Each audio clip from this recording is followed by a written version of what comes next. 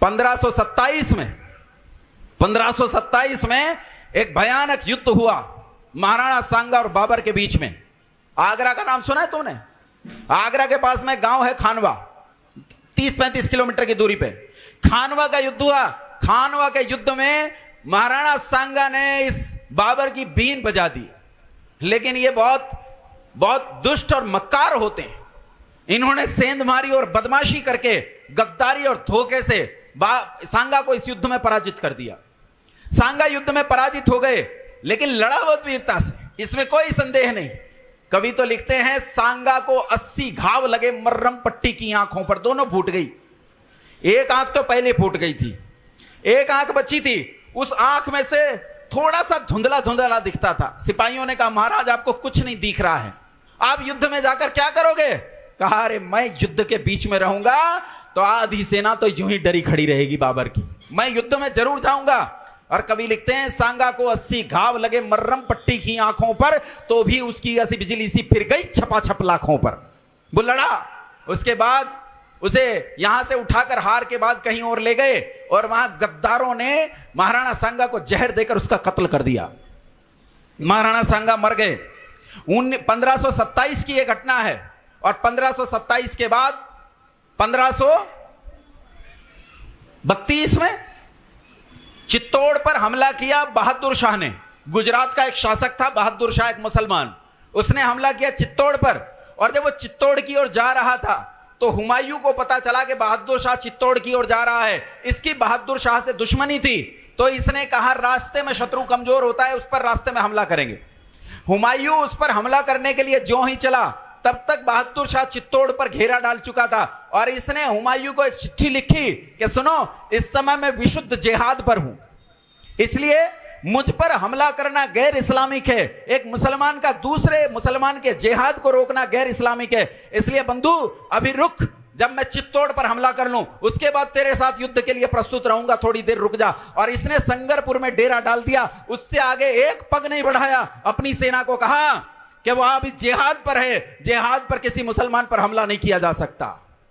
लोग कहते हैं रानी कर्णावती ने राखी भेजी थी, झूठा नकली बदमाश इतिहास है ये बाएं हाथ से लिखा गया वामपंथी इतिहास है, जिसने इस देश के सारे इतिहास को बिगाड़ कर रखा है, सारे इतिहास को बर्बाद किया है। रानी कर्णावती के पास 4500 सिपाही थे उस किले के भीतर, और बाकी स्त्रियां थी।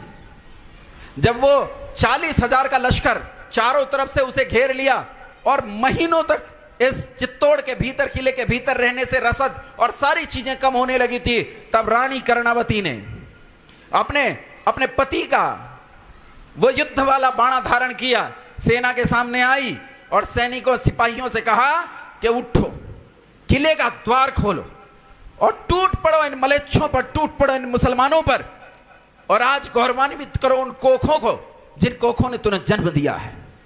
आज दुनिया को बताओ कि छत्राणियां अपने पुत्रों को किस लिए जन्म देती हैं। आज तुम उस लाघव को प्रस्तुत करो कि दुनिया देखकर दांतों तले उंगली दबा उठे। और वो 4,500 भूखे लड़ाके इस 40,000 के लश्कर पर ऐसे टूटे जैसे सिंह जंगल के बीच में भैंसों के झुंड पर टूट पड़ता है। उन 4,500 ने 2/3 सेना का कत्ल कर दिया, 2/3 सेना का। और इस युद्ध में एक एक वीर मारा गया, एक एक व्यक्ति मारा गया, एक भी जिंदा नहीं लौटा। उन्होंने अपनी वीरता दिखाई। उस दिन जानते हो सुबह जब सूर्य उदय हुआ तो उस दिन उस सूर्य को दिन निकालने के लिए उदय नहीं होना था। सूर्य उस दिन इसलिए उदय हुआ कि उस दिन उसे इनका लाघव देखना था। हवाएं उस दिन इसलिए चल रही थी ताकि वो इनके चरण चूम सकें। उस दिन धूल हवा में इसलिए उड़ी थी ताकि वो इन वीरों के मस्तक पर चंदन की तरह लिपट कर स्वयं में गौरव महसूस कर सके। भारत उस दिन अपने भारत होने पर गौरव कर रहा था, जिस दिन एक एक वीर कट मरा, जिस दिन एक एक बालक कट मरा। 14-14 साल के बच्चे, 11-11 साल के बच्चे इस युद्ध में मरे। क्षत्रियों ने अपने युद्ध का प्रदर्शन किया, अब स्त्रियों के अपने युद्ध का प्रदर्शन करने की बारी थी। मां कर्णावती ने द्वार बंद कर लिए। राजमाता ने इस किले के भीतर एक बहुत भयंकर आग लगाई, सारी स्त्रियों को इकट्ठा किया। उन्होंने कहा देखो हमारे पतियों ने बाहर अपने अपनी वीरता का परिचय दिया। अब हमारी बारी है अपने सतीत्व के लिए अपनी वीरता का परिचय देने की। ये मलेच्छ हमारे शरीर को न छूने पाए, हमारे सतीत्व, हमारे अस्तित्व को न छूने पाए। और वो सारी नारियों को उन्होंने कहा, इस धधक की आग में कूदकर स्वयं को पवित्र कर लो, स्वयं को पवित्र करो कि पुनः जन्म लें और फिर से इस अनाचार के खिलाफ लड़ सकें। और वो सारी स्त्रियां 14 साल से लेकर 74 साल तक की वृद्धाएं इस धधकती आग में कूदकर जौहर को समर्पित हो गई। सारी जल मरी, सारी कट मरी, सारी मर गई। बंधुओं, ये समय वही है। मैं कहता हूं देश में 2 तरह के लोग जी रहे हैं। एक बड़े निश्चिंत हैं, मोदी आ गया, योगी आ गया, अब कुछ होने वाला नहीं, हम टेंशन फ्री हो गए, अब कुछ करने की जरूरत नहीं है, रामराज लौट गया, अब संसार में कहीं कोई समस्या नहीं है। ऐसा थोड़े। बांग्लादेश के साथ सीमा विवाद निपटाया, अभी पिछली योजना में 155 गांव बांग्लादेश जैसे पिद्दी देश को देने पड़े। तुम क्या समझते हो रामराज लौट आया? और एक ऐसे आंख पर पट्टी बांधे बैठे हैं कि इन्हें शासन में सब बुराइयां ही दिखती हैं, इन्हें कुछ अच्छाइयां नहीं दिखती।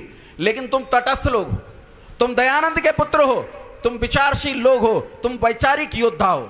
मैं तुमसे कहता हूं कि जैसे मैं यहां आया हूं अपनी बात लेकर, लेकिन मैं ये चाहता हूं कि आप भी अपनी बात लेकर समाज में निकलो, दयानंद की बात दुनिया को दो।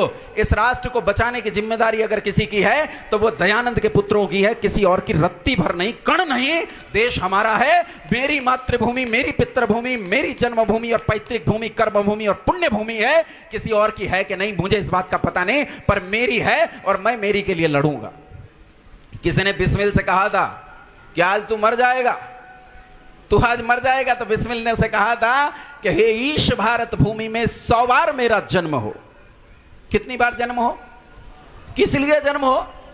तो कहता है हे ईश भारत भूमि में 100 बार मेरा जन्म हो, कारण सदा ही मृत्यु का देशोपकारक कर्म हो। यदि देश हित मरना पड़े मुझको 1000 बार भी, तो भी न मैं इस कष्ट को निज ध्यान में लाऊं कहीं। उसने कहा था सरफरोशी की तमन्ना अब हमारे दिल में है, देखना है जोर कितना बाजुए कातिल में है, वक्त आने पर बता देंगे तुझे वो आसमां, हम अभी से क्या बताएं क्या हमारे दिल में है। ऐ शहीदे मुल्क मिल्लत मैं तेरे ऊपर निसार, अब तेरी हिम्मत का चर्चा गैर की महफिल में है। उसने हिम्मत को इतना बड़ा किया कि उसकी चर्चा दूसरों की महफिल में हुई। आओ मिलकर प्रयास करें कि हमारी हिम्मत की चर्चा भी दूसरों की महफिल में होनी शुरू हो। बंधुओं, यहां आज मेरा ये सेकंड लास्ट वक्तव्य है, रात्रि में एक और वक्तव्य, उसके बाद मैं निकल जाऊंगा। लेकिन मैं यहां आपसे कहने ये आया हूं कि मैं जब यहां आया हूं तो केवल उपदेश करने नहीं आया हूं, आर्य समाज के उत्सव में आपका मनोरंजन करने नहीं आया। मैंने इस देश में एक मुहिम को जन्म दिया है, एक मुहिम पर मैं काम कर रहा हूं, एक आंदोलन की पृष्ठभूमि पर काम कर रहा हूं, सुरक्षा और शिक्षा को लेकर काम कर रहा हूं। आपसे उम्मीद करता हूं कि आप इस काम को जानकर मेरे साथ जुड़ेंगे। अगर आपको लगता है ये वाकई दयानंद का काम है तो आओ मिलकर इस काम को करें और हल करें। आप समाज को करेक्ट करते रह गए, आपने समाज के साथ कभी कनेक्ट नहीं किया, आज समाज के साथ जुड़े नहीं, आपने समाज के मुद्दे उठाकर उनके साथ लड़ना शुरू नहीं किया। आओ आओ उठे कि हम लाला लाजपत राय बन सके, आओ उठे कि हम स्वामी श्रद्धानंद सरस्वती बन सके, आओ उठे कि हम फिर से लेखराम बने, फिर से बिस्मिल बने कि इस देश के लिए अपने प्राणों को आहूत करके भी प्रसन्नता से मेरी पीढ़ियां गाएं कि ये देश वाकई ऐसे हजारों बलिदान और चाहता है और अब मैं बलिदान देने के लिए प्रस्तुत हूं अपने पिता के पीछे पीछे।